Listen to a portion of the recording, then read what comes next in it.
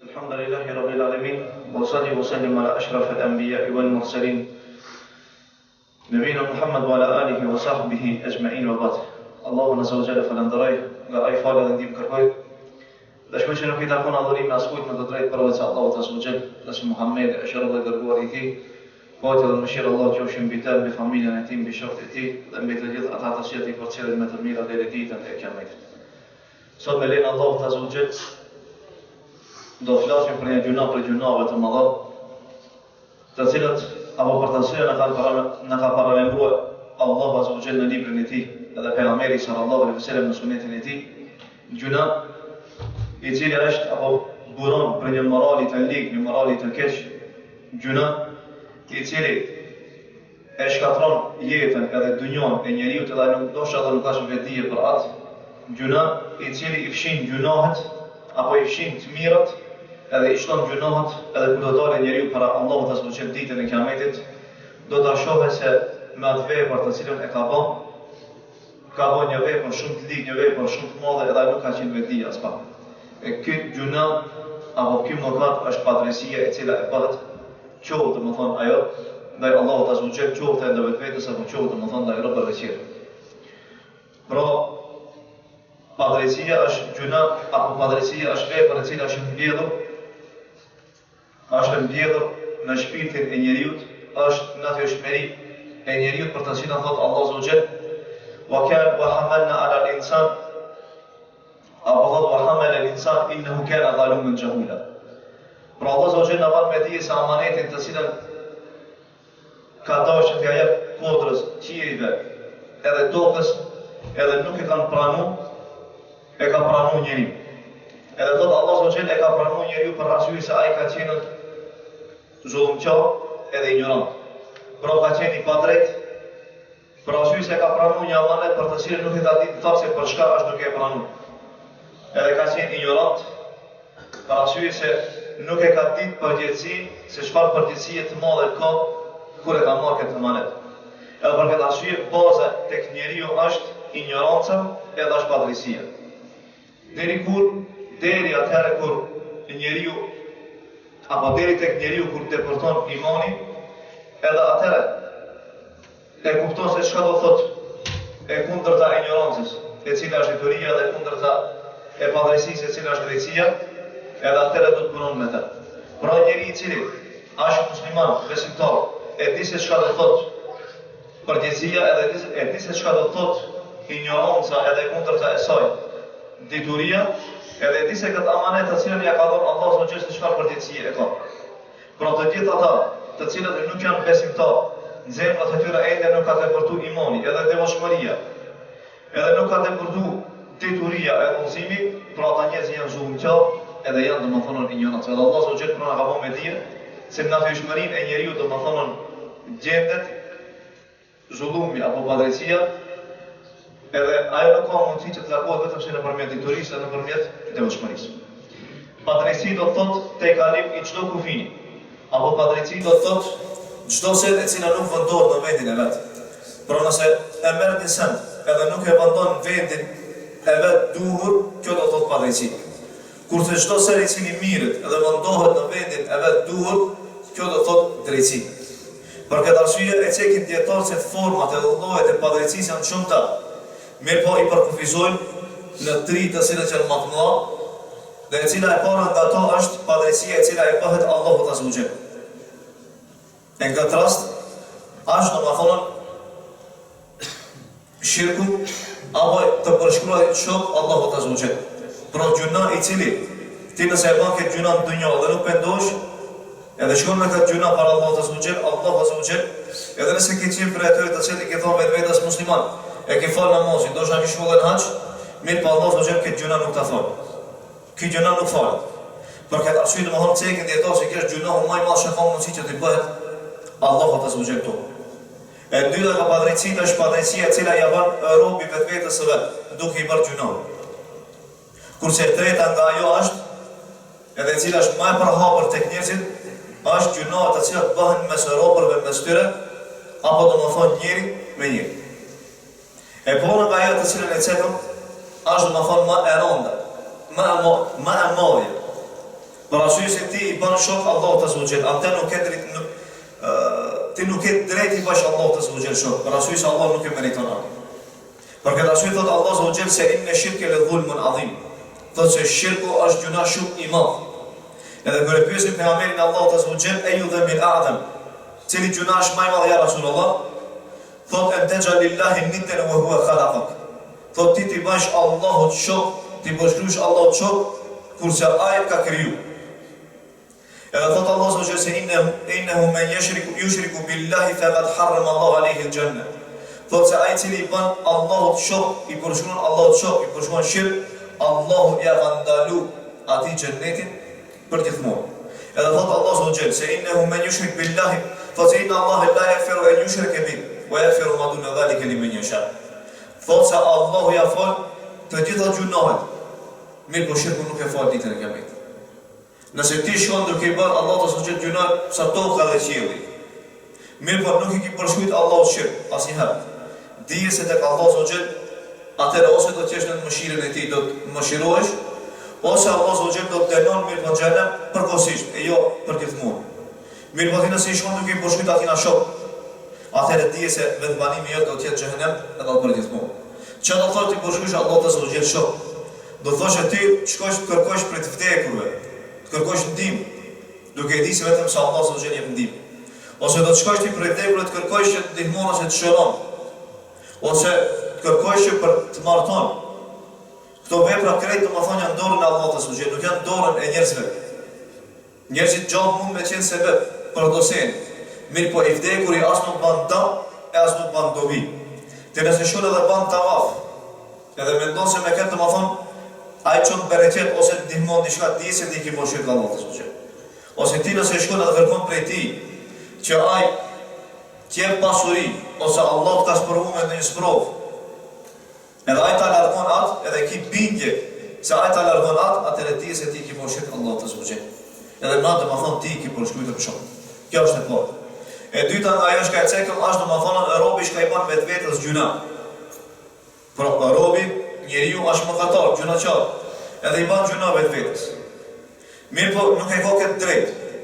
Për arsye se Allah azza wa jall e ka detyruar njeriu që Allah ta adhuron. Mos i bën gjuna, Allah ta falënderon, edhe mos ta mohon. Kurse ti nëse i bën gjuna dhe e mohon, nuk e falënderon, atëherë i bën domethënë dëm vetvetes ndonte duke i bërë gjuna. Në këtë aspekt, në këtë rast domethënë thot Allah azza wa jall: "Wa tilka hududullah." Këto janë urdhëresat e Allahut. "Wa man yata'adda hududallah faqad zalama nafsahu." Kush i kalon kufit Allahut azza wa jall, urdhëresat e Allahut azza wa jall, vetëm se i ka bërë gjuna vetvetes. Për këtë arsye thot Mejmuni ibn Mihran, thot inna ar-rajula qad yaqra al-Quran wa huwa yal'an nafsuhu. Thot se njeriu thot lexon Kur'an kurse e mallfon vetveten e tij. Edhe i thon si është o Mihran?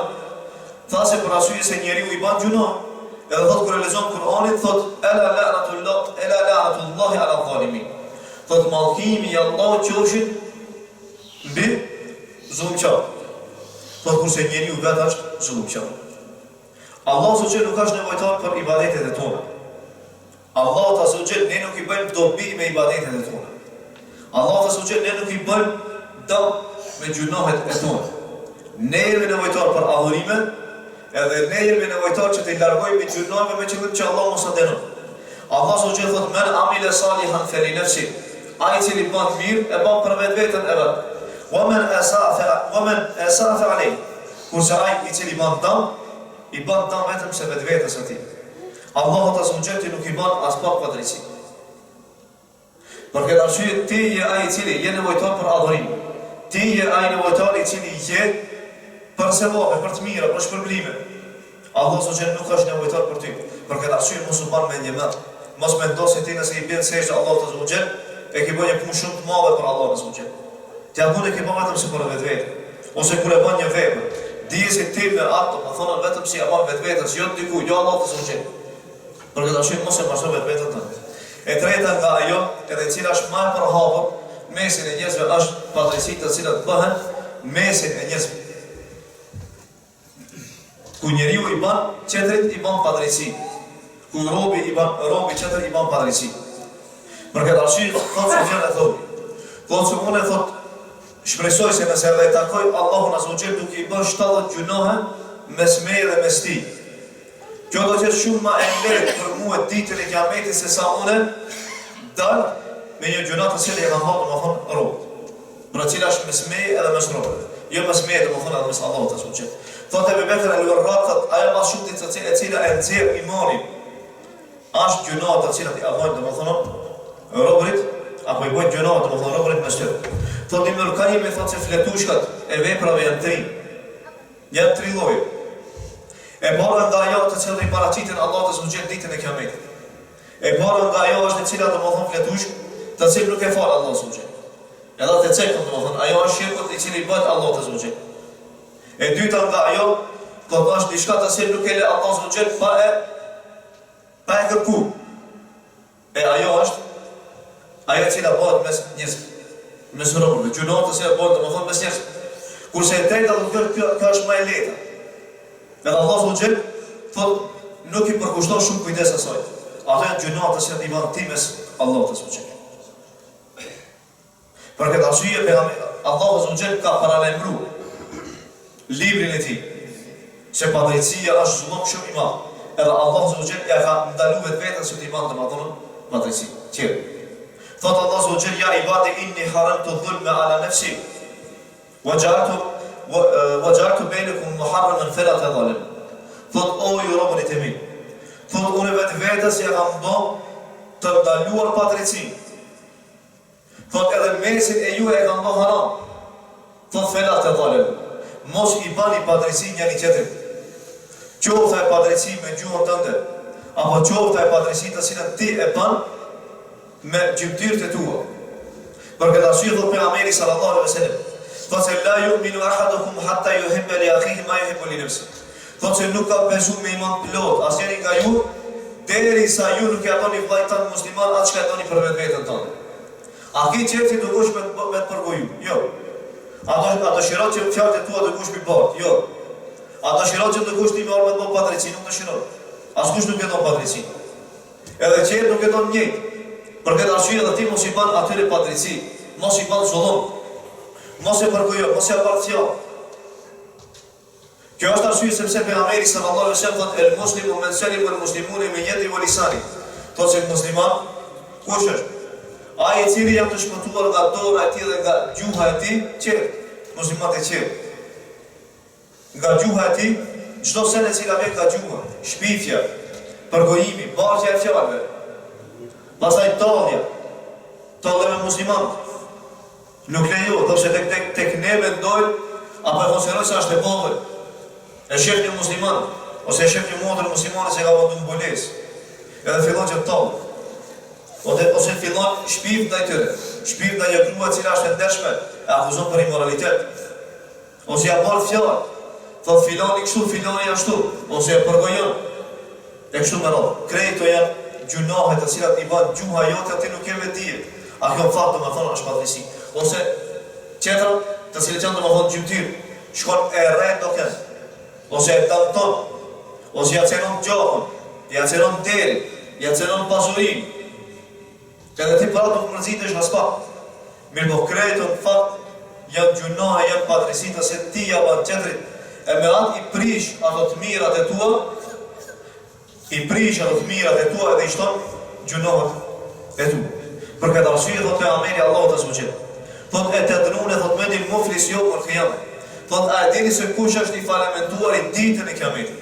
I thonë jo ja Rasulullah. I thonë i falamentuar në dunjë është ai i cili nuk ka dinar edhe dirham. Me po ditën e kiametit i falamentuar është ai i cili do të kur do dole para Allah do të vije me namaz, do të vije me zeqat, do të vije me hax, do të vije me xherim, do të vije me vepra të mira. Mirë po, kur do dole para Allah të zogjën, gjitha ato do t'i bëjnë pluhë edhe hi. Pse? Për arsye se e ka shoh filon, e ka ofendu filonin, e ka përgoju filonin, qetrit i ka cenu nderi, i ka cenu gjakun, e ka damtun nderi, e ka damtun pasuri. Edhe atere do të shkosh, kur do dolish para Allah të krejt, do të mira do të hupi. Kurse ato gjunohet do të shtohen, edhe ati që e ki po të dam, do të vjen edhe do të kërkon për të mirave tua. Edhe nëse nuk ke, atëherë ai merr ato të mirat e tua, ti merr, kurse ti shton domethënë gjunohet e vetë. Për këtë arsye njeriu duhet të jetë shumë i vetëdijshëm domethënë, kur është në pyetje Qetri, duhet me allon hakun. Duhet me allon hakun ashtu si dëshiron që qetri t'ja jep atij hakun. Për këtë arsye thotë pejgamberi sallallahu alajhi wasallam. Thotë ai njeriu i cili shkon në shtëpinë e ndokujt, edhe shikon pa lejen e qetrit. Thotë ke drejta që ti të marrësh e ti t'ja qarosh atij sin. Por nëse ti shkon edhe shikon shtëpinë e huaj, pa lejen e ndokujt. Pa lejen e ndokujt. Ka drejta që të vjen edhe ta qorron, ta verbron syrin tan.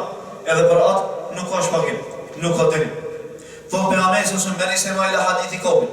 Thotë kush dëgjon fjalë e tjerëve, ata nuk dëshirojnë që ti të shkosh e ti të dëgjosh. Thotë ditën e kiametit thotë do të hedhë dhe të veshin tan plumb i shkrit. Për të nëse afrohesh çdo njeri. Edhe dëgjon se çka po flet. Ata nuk kanë dëshirë që ti të shkosh që ti afrosh afër. Ditën e kiametit veshin tan do të mirë do të hedhet plumb i shkrit. Edhe pse ti mendon se është shumë fakt as gjuna i vogël, ose as pak ndoshta nuk mendon se është fare gjuna. Mirë po fakt do të thonë as gjuna për gjunave të mëdha. Ditën e kiametit do të hedhet veshin tan, do të hedhet, do të thonë veshin tan do të hedhet plumb. Një nga format e tjera të zullumit është ajo e cila vjen nga kooperacia. Edhe nga dëshira e madhe që të kesh pasuri. Edhe nxit që ta bësh atë gjuna. E cila është ajo shkamot.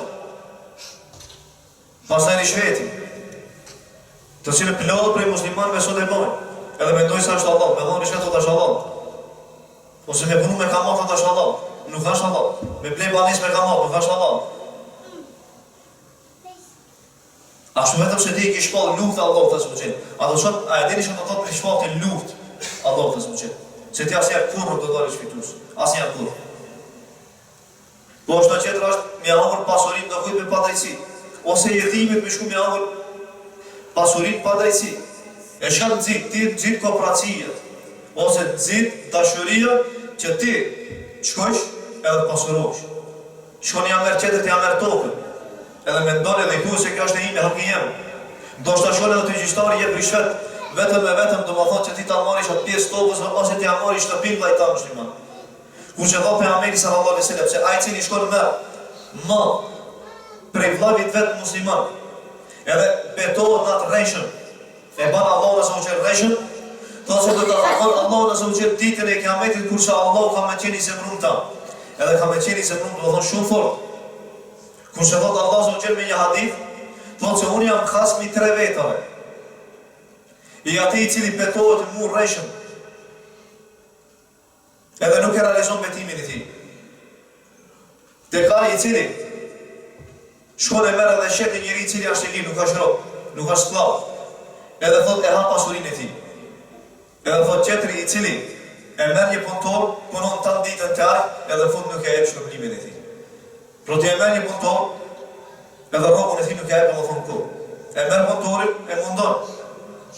Punëtorin ta, ti i cili e pronar si musliman, e detyron që të punojnë ma tepër, arrobën ja jep njëjtë. Punëtori jot i cili është musliman dhe kërkon prej teje që të shkon ta falë xhumon, nuk e lejon. Punëtori tani i cili është musliman dhe kërkon prej teje të falë 5 namazin, nuk e lejon. Pastaj ti thua vetes musliman. Çfarë musliman je ti? Ha? Çfarë thoni për ata që kur një musliman shkon edhe i thotë sunë xhumon e fali, edhe nuk e le. Leçë nuk e le, po dyqanin e vet, tregtin e vet nuk e mbyll. A tregtia e cila bëhet në kohën e xhumos është haram. Tregtia e cila bëhet kur imami ibn hutbe, prej atij momenti nëse mashin lele nuk pranohet te veut. Pasuria që merr është haram. Barkun tan fut haram. Barkun e prindërve tu, fëmijëve tu fut haram. Pastaj thonë se unë jam musliman, edhe pretendon se i jam musliman si çel, ma musliman si musliman. Kjo është mashtrim i madh i shejtanit. Për këtë arsye mos e lejo vetveten tënde që të mashtron shejtani, po mësoj fen tënde ashtu si duhet. Praktikoj fen tënde ashtu si duhet. Edhe duhet të mirë për të ashtu siç dëshiron që të tjerë sillen mirë me ty. Edhe ta dojnë mirë ty. Nëse ti nuk sillesh mirë me çert, dijes edhe të tjerë nuk kanë sill mirë me ty. Kjo është rregull. Edhe një ndër format e tjera të cilat bëhet tek padrejtia është domethënë dëshmia e rreshme, edhe fjala e rreshme. Për të cilën pejgamberi Allahu ta sugjeroi ka tërheq vërejtën sa. Edhe e cekë do të ela unabbiukum bi akbaril kabair. Do të dëshironi që t'ju tregoj për një ndër mëkatet më të mëdha. I thonë po ja Rasulullah. I tha sa të janë 3. E para në cekë. ti bashkuj shof Allahut azza. Kurse e dyta nga ajo thot uqul walidain, mos i respektosh prindërit e tu. Mos respektimi i prindërve është gjuna për gjunave të mëdha. Gjuna për gjunave të mëdha. Edhe thot pejgamberi sallallahu alaihi wasallam, siç e cekin sahabët ka qenë shtrit, edhe pastaj thot është ngrit. E me këtë nga me di se so e rëndësishme është kjo. Edhe thot pejgamberi sallallahu alaihi wasallam, ela wa qawlu zur. Thot edhe fjala e rreshme, edhe dëshmia thot e rreshme. Edhe pejgamberi Allahu të thot e përsëriti shpesh, deri sa sahabët thanë, po të ishte nal, ma mirë. Për arsye se e bon se pejgamberi Allahu të zbuxhel këtë vepër e urrejti tepër, edhe përmeti tepër, edhe nuk dashur që ta lodh vetën e vet. Mi pa pejgamberi Allahu të zbuxhel, edhe pse ishte i shtrirë u ngrit edhe me këtë na bani me dije, se sa e dëmshme, është dëshmia e rreshme, që ti të shkosh edhe dëshmosh rreshëm do mund në favor tjetrit, ose në favor të fshitan, ose të shkosh edhe thush fjalë të cilat janë të rreshme, edhe ndoshta të betohesh në Allahun subhanallahu. E akoma keq. Kjo pa dyshim alodon se imani jot a shumë i dopt, a ndoshta dhe fare nuk e iman zemrën tonë. Edhe pastaj vjen edhe vjen turp, edhe thuhet se unë jam më musliman si tjerë, thu se zemrën e kam bërë. Amat, çka ma vetëm si kam tonë ti musliman tepër. Edhe të mashon shejtani dhe kur do të vijë momenti i vdekjes, atëherë më nuk kthemu për ty. Për këtë arsye, largohu padrejësisë. Ashtu siç ja don vetvetes të mirën, dëshiroja edhe tjerëve të mirën, për arsye se dënimi i cili ka padrejësi është shumë i madh. Dënimi i tij është shumë i madh, edhe pse njerëzit mendojnë se Allahu pelën një zullumçar këtu, Allahu s'u ja banon dënimin. Me qëllim, derisa të vijë koha ta merr, edhe ta dënon shumë rreth. Për këtë arsye thot Allahu subhanahu thot wa atat lil zalimin adhaban alima. Thot se ne kemi përgatitur për zullumçarët dënim shumë të madh. Pejgamberi Allahu subhanahu thot se Allahu e lejë zullumçarët që të bëjnë zullum. Një periudhë, me bëhet kur e merr, atëherë e dënon shumë, edhe e dënon shumë rreth. Për arsye se mallkimi i Allahut është mbi të. Thot ela la'natullahi 'ala zalimin. Thot mallkimi i Allahut qoftë mbi zullumçarët. Ti nëse i ban domethënë do kujt pa drejtësi, dije se ti je i mallkuar prej Allahut sallallahu alaihi wasallam. Innehu la yuflihu at-talimun. Thotë se zullumçari nuk ka shpëtim. Asnjëherë nuk ka mundësi që shpëton. Asnjëherë, edhe pse ti mendon se kemi shpëtuar. Allahu subhanahu ta jep një kohë, një periudhë që ti bash pa drejtësi njerëz. Mirë po dije se do të vijë domethënë dënimi, edhe atje domethënë i vjen. Pejgamberi sallallahu alaihi wasallam e cekot ittaqu dhulm fa inna dhulma fa dhulumat yawm al-qiyamah. Thotë ruan atë nga padrejësia, për arsye se padrejësia është errësira ditën e Kiametit. Errësira ditën e Kiametit. Thotë frigojnë atë kooperacisë, për arsye se kooperacia ka shkatruar ato të cilët kanë qenë më herët. Edhe thotë pejgamberi sa shumë thotë hamaluhum ala safaku dima'ahum. Thotë ajo i kanë nxitur të shkojnë edhe t'ja cenojnë qetrit gjakun, ta mbyt njëri qetrit, edhe t'ja marrin njëri qetrit në derë. Kooperacia, edhe padrejësi. Thotë pejgamberi sa shumë ishte buseba mubiqat, thotë largojnë 7 gjunaheve të mëdha, shkatruese. E para nga ato shirku, e dyta mos respektimi i prindërve, e treta sihri, magjia, e cila është një ndër mëkatet më të mëdha, edhe cila është zullumi shumë i madh. Magji, ku magjistari shkon edhe afrohet shejtanit duke prej kurban, ose duke vë kufër. Pa që të rojë duke vë kufër për mja afro shejtanit. Magji e cila i damton njerëzit, e damton burrin edhe gruan, e damton trupin e njeriu, e smun njeriu, edhe bje shkak që të vdesin njeriu, me lejnë Allah. Për këtë arsye pejgamberi sa ose ka ndaluar që të shkojë te magjistari. Për arsye se është gjuna për gjunave të mëdha. Për arsye se nuk di asnjë se ai punon me xhin, me shejtan. Edhe ti nëse i beson atij, edhe lloj kurdushi çka del nëpër televizor, edhe shkon te ai, dije se ti dush me rishiku imanin tënd, besimin tënd. Për këtë arsye thot pejgamberi sa ose, domethënë se është zullum shumë i madh, mëkat shumë i madh. Pastaj thot ngrënia e pasurisë së jetimit. Pastaj ikja nga fush beteja. Edhe thot ngrënia e kamatës. Edhe thot shpifja ndaj grave muslimane ndershme, se janë domethënë janë pa ndershme, apo domethënë kanë immoralitet. Këto janë domethënë 7 gjëra të mëdha se i ka thënë pejgamberi sallallahu alajhi wasallam. Ka edhe tjera. Ka edhe shumë tjera. E një ndër to domethënë është zullum. Thot pejgamberi sallallahu alajhi wasallam, thot mos të vëdavet të madhum, thot frigoje, thot lutje se atij të se i ke vëdam. Për arsye se mes atij edhe mes Allahut nuk ka hijab, nuk ka pet. Nëse ti shkon i bën zullum, ndogujt. Dije se nëse ai bën dua, Allahu subhanahu do t'ia pranon duan më një herë. Mes atij dhe mes Allahut nuk ka pet. Nëse vjen dënimi më një herë, dije se çka ka qenë zullumi jot. Ose Allahu ka mundësi që ato dua t'ia pranon atij, që dënimi kur të vjet i vjen shumë i rrallë. Terri mal. Për këtë arsye mos u anko. Mos u anko. Shikoj raportet e tua ti me sotin tanë si i ke. Kur Allah së provon, ti qënë për lot, tu bereqeti për pasurisë, familja nuk të respekton, fëmijët nuk të respekton, shefi nuk të respekton, askush nuk të. Dije, rishikoj raportet e tua me zotin tanë. Shikoj raportet e tua me vetën tane. Shikoj raportet e tua me njësin. Atëre do të gjesh më thonë për digjet të cilën ti e kërkon të i të ratë. Nuk ka nevojë të me shku, as të magjistari, as të fallxhoni, as të hoxha. Përmisove vetën tënde, edhe duhe e tjerëve atë që ka e tonë për vetë vetën tënde. E lusë Allah në zëvëgjel që të banë nga ata të sirë i hiki këtë gjënat, edhe lusë Allah në zëvëgjel që të nga mbron nga këtë gjënat, edhe të banë drejt ashtu si qëtonë Allah në zëvëgjel. Wa kullu liha, wa astaghfirullahi li wa lakum, alhamdulillahi.